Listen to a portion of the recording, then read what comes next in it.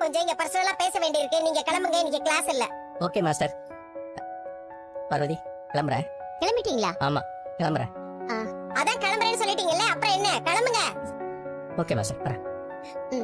ஏய், நீ எங்க போற? அவரை வழி அனுப்பிட்டு வரேன். ஏன் அவர் என்ன குழந்தையா, வழி தெரியாதா? அதுக்கு இல்ல, எனக்காக வீடியோ எல்லாம் எடுத்து கொடுக்கறாரு. அவரை வழி அனுப்பி வைக்கிறதுல என்ன இருக்கு? எனக்கு பிடிச்சிருக்கு, நான் பண்றேன். இரு, நான் வந்துறேன். எவ்வளவு பெரிய பெரிய பிரச்சனை எல்லாம் நான் சரி பண்ணிருக்கேன். இந்த பிரச்சனைக்கு தான் என்ன பண்றதுன்னே தெரியல. அவங்க பழகுறது உங்களுக்கு பயமா இருக்கா மாஸ்டர்? ஆமா சிந்தாமணி, இதுங்க பேசுறது எனக்கு பிடிக்கல. மாஸ்டர், ஒரு வார்த்தை மட்டும் சொல்லுங்க, என்ன பண்ணணுமோ பண்ணிடலாம். என்ன பண்ணுவீங்க? அந்த சிவனை பரலோகத்துக்கு அனுப்பிச்சிடலாமா? ஐயோ, அதெல்லாம் ஒண்ணு வேண்டாம். நீங்க இப்படி எல்லாம் பேசுறீங்க. கனெக்ஷன்னா கொஞ்சம் கட் பண்ணி விட்டா போதும். சரி, பண்ணிடலாம் மாஸ்டர். நான் யோசிக்கிறேன். உள்ள வரும்போதே நல்ல வாசனையா இருக்கு. என் மருமக ரோகிணிக்கு இதெல்லாம் பார்த்தா ரொம்ப பிடிக்கும். அடடா, மருமக மேல எவ்வளவு பாசம். நேத்து வரைக்கும் பாசத்தை எல்லாம் பூட்டி வச்சிருந்தா போல இருக்கு.